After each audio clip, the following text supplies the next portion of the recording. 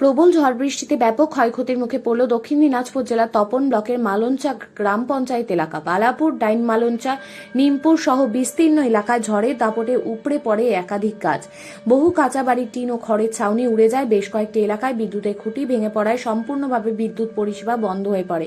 স্থানীয় সূত্রে জানা গিয়েছে, শনিবার রাতে আচমকাই কালো মেঘে ঢেকে যায় আকাশ। এরপর শুরু হয় প্রবল ঝড়ের সঙ্গে মুষলধারে বৃষ্টি। ঝোড়ো হাওয়ার দাপটে রাজ্য সড়কের ওপর বড় বড় গাছ উপড়ে পড়ে। ফলে লস্করহাট চকভৃগু রুটে যান চলাচল সম্পূর্ণ বন্ধ হয়ে যায়। রাস্তার দুই পাশে দীর্ঘক্ষণ দাঁড়িয়ে থাকে যাত্রীবাহী বাস, টোটো, ছোট গাড়ি। অন্যদিকে বিদ্যুৎ বিচ্ছিন্ন হয়ে পড়ায় পানীয় জলের সমস্যাও দেখা দিয়েছে। বহু এলাকায় বৈদ্যুতিক পাম্প বন্ধ থাকায় সাধারণ মানুষ চরম দুর্ভোগের মুখে পড়েছে। খবর পেয়ে প্রশাসন, বিদ্যুৎ দপ্তর ও স্থানীয় পঞ্চায়েত কর্মীরা ঘটনাস্থলে পৌঁছায়। রবিবার সকাল থেকে যুদ্ধকালীন তৎপরতায় রাস্তার উপর পড়ে থাকা গাছ কাটার কাজ শুরু হয়।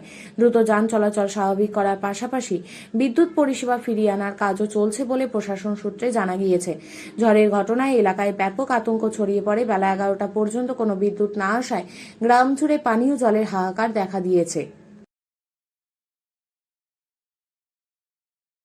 গতকাল রাত্রিবেলা প্রচণ্ড ঝড় বৃষ্টিতে অনেক বাড়ির ক্ষয়ক্ষতি হয়েছে এবং আমাদের বন দপ্তরকে বলা হয়েছে যে গাছ কেটে যেন ক্লিয়ার করা হয়, রাস্তা যাতায়াতের ব্যবস্থা এবং আমাদের পানীয় জলের ব্যবস্থা আমরা আমাদের অফিস থেকে করেছি এবং জল যাতে সবাই পায় এটাই।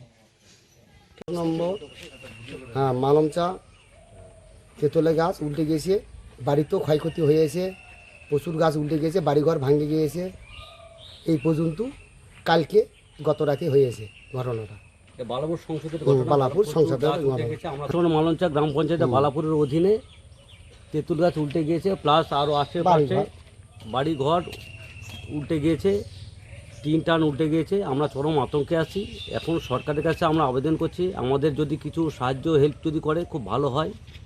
কারো টিন উড়ে গিয়েছে, জলের ব্যবস্থা নেই, লাইন নেই, বহুত আমরা খুব অভাবে পড়ে আছি এখন। পাকা বাড়ি ভেঙে গেছে।